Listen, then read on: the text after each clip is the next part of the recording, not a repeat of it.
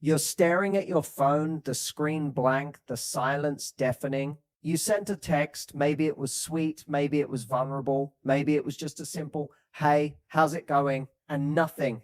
Hours turn into days and still no response. You check to see if they've read it, if they're online, if they're posting on social media while ignoring you.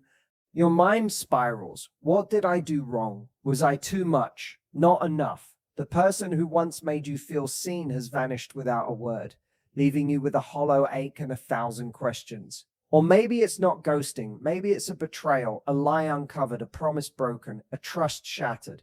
You trusted them with your heart, believed their words, invested in a future you thought you were building together.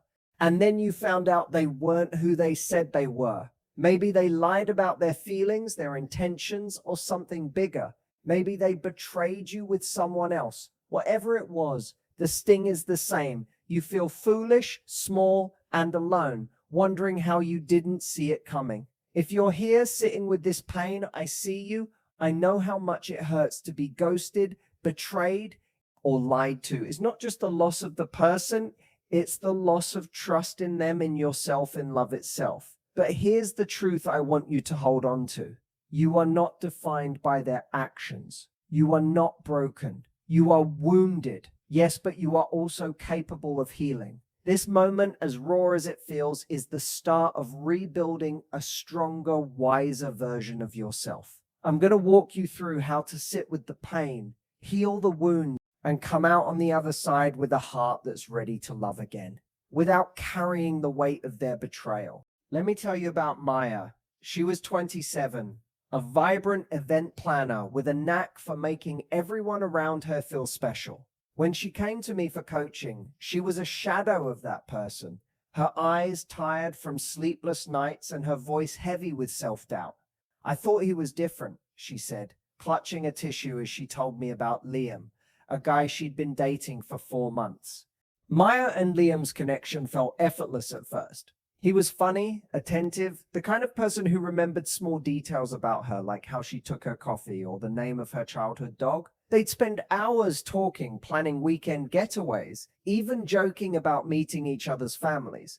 But then, out of nowhere, Liam stopped texting. No explanation, no fight, just silence. Maya waited a day, then 2, then a week. It made her question her worth, her judgment, everything she thought she knew about love. And the worst part, the silence left no closure, no answers, just a wound that kept bleeding. Maya's story wasn't unique. Before Liam, there was a friend who betrayed her trust by sharing her secrets, and before that, a partner who lied about their commitment. Each time, Maya blamed herself, thinking if she'd been better, they wouldn't have hurt her. Her healing journey was just beginning, but her pain was a mirror for anyone who's been ghosted, betrayed, or lied to. A reminder that the hurt is real, but so is your capacity to heal. Let's start with the hardest truth. Their actions, ghosting, lying, betraying, aren't about you. They're about them. Their choices reflect their limitations, their fears, their inability to show up with honesty or courage. When someone ghosts you, it's not because you're unworthy, it's because they couldn't handle the vulnerability of being real. When someone lies or betrays you, it's not because you're not enough. It's because they're wrestling with their own insecurities or inability to commit. But knowing this doesn't erase the pain. It still hurts. It still wounds you. And that's okay. Betrayal, whether it's a ghosting or a lie, cuts deep because it shakes your trust. Not just in them, but in yourself. You might wonder, how did I not see this coming? Why did I trust them? This self-doubt is a natural response to trauma. Psychologically, betrayal activates the same parts of your brain as physical pain. It's why you feel that ache in your chest, that knot in your stomach. It's also why you might replay the moments looking for clues, trying to make sense of the senseless. This is your brain trying to protect you, to learn from the hurt so it doesn't happen again. But here's the thing, you don't heal by blaming yourself. You heal by validating your pain and rebuilding your trust in you.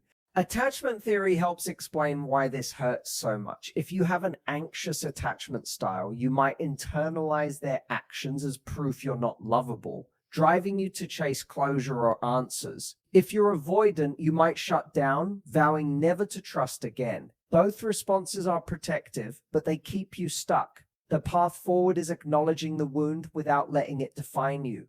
Their betrayal isn't a verdict on your worth. It's a reflection of their choices. Your job is to feel the pain, learn from it, and let it guide you to something better. Recovery, validate, journal, set new emotional boundaries. Healing from being ghosted, betrayed, or lied to isn't about getting over it quickly. It's about giving yourself the space to feel, process, and rebuild. Here's how to start. Validate your pain. The first step is to stop minimizing what happened. Ghosting isn't just a text going unanswered. It's a rejection that leaves you without closure. Betrayal isn't just a lie. It's a violation of trust. Say to yourself, my pain is real, and it's okay to feel it. You don't have to pretend you're fine or rush to forgive them. Write down what hurts most. The silence, the lies, the way they made you feel small. Name it. This validation is the foundation of healing. 2. Journal to process the wound. Journaling is a powerful tool to make sense of the chaos. Try these prompts. Try these sort of Bari sessions. What did their actions make me feel about myself? Ijav, unworthy, foolish, unlovable. What story am I telling myself about why this happened? I'm too much. I should have seen it coming. What did I learn about what I need in relationships? Honesty, consistency, respect. Write without censoring yourself. Let the anger, sadness, or confusion spill out. Then write a letter to the person who hurt you. Not to send, but to release. 3. Set new emotional boundaries. Betrayal teaches you what you don't want in your life. Use this moment to set new boundaries for future relationships. Demand consistency. Going forward, prioritize people who show up reliably. If someone's actions don't match their words, say, I've noticed things feel inconsistent. I need reliability to feel secure. Can we talk about this? If they can't meet that, they're not your person. Honor your needs, decide what you need to feel safe, open communication, mutual effort, honesty, and don't settle for less. Practice saying, I need us to be open about how we're feeling. Is that something you're comfortable with? Protect your energy. If someone's behavior feels draining, set a limit. I enjoy connecting, but I need some space to recharge. Let's catch up later this week. This keeps you grounded without closing the door. 4. Rebuild trust in yourself. The hardest part of healing is trusting your own judgment again. You might feel like you should have known better, but betrayal isn't a failure of your intuition. It's a failure of their integrity. To rebuild self-trust, try this exercise. Write down 3 times you did listen to your gut moments, when you set a boundary, walked away, or made a choice that felt right. This reminds you that your intuition is still there, ready to guide you. Surround yourself with support. Healing isn't a solo journey. Reach out to friends who lift you up, join a support group, or consider therapy to process the trauma. Share your story with someone you trust and let their belief in you remind you of your strength. You're not alone in this. These steps are about reclaiming your heart. You're not erasing the pain. You're using it to grow wiser, stronger, and more in tune with what you deserve. Betrayal, as painful as it is also a teacher. It shows you what you're worth, what you won't tolerate, and how to love yourself better. Here's what you gain from this hurt. Clarity on your worth. Their actions showed you what you don't want. Dishonesty, avoidance, disrespect. Now you know what you do want. Consistency, honesty, mutual care. This clarity is power. It's your roadmap to better love. Strengthen boundaries. Every time you say no to someone who doesn't show up fully, you're saying yes to yourself. That's not weakness, it's courage. You're learning to protect your heart, not out of fear, but out of self-respect. Trust in your resilience. You're still here, still standing, still capable of love.